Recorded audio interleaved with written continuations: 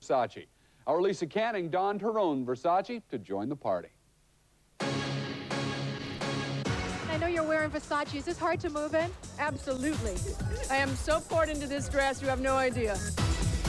Versace made all the stars shine, and tonight, all that glitz and glamour is for a man whose memory will live on in his fashion. Madonna made a grand entrance as some of Hollywood's brightest stars came together, not to mourn the death of Gianni Versace, but to celebrate his life and work. Tell me what tonight means to you. Joy, a lot of fun. If it's anything else, I wouldn't have shown up. I never leave the house for anything other than joy or pizza. I have great admiration for his courage as a designer, and I think that he was so expressive and flamboyant and captured something that I think American women really responded to.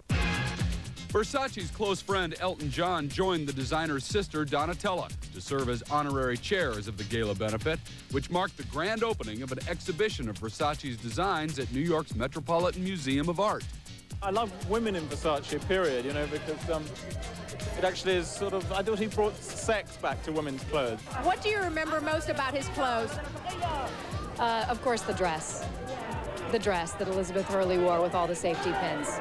Hurley's famous frock is part of the museum's collection, along with a plastic gown once worn by Madonna, Courtney Love's Oscar night dress, and a design chosen by Princess Diana. How do you feel about that famous dress being part of the collection here in the museum? Well, it's flattering. I can't wait to see it again. I haven't seen it for so long. And although his life was cut short by tragedy, Versace's genius and generosity will live on.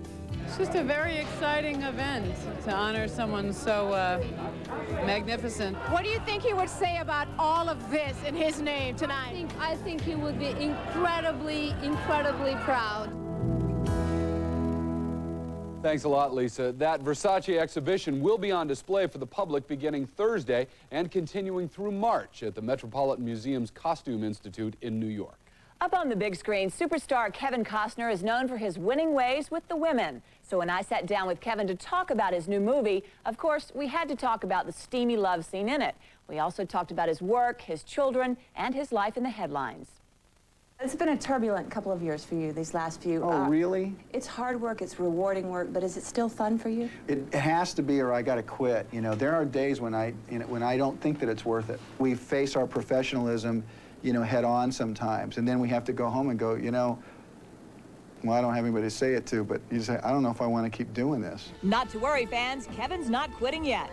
Welcome to The Postman. He thinks his epic adventure tale, The Postman, delivers. The movie, which he directs and stars in, is about a man who revitalizes a community in the future by posing as a postman.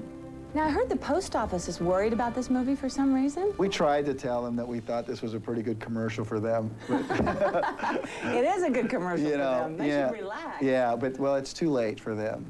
They're late. The mail's late. How about you? Do you have a letter? I don't have anybody to write to.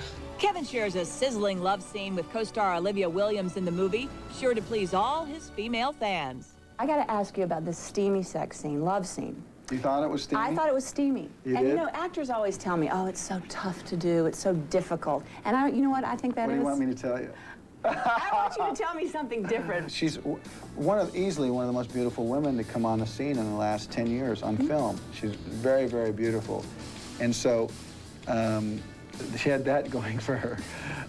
Listen, I kissed her once for the movie and once for maybe every guy in America, and then I kissed her once for me.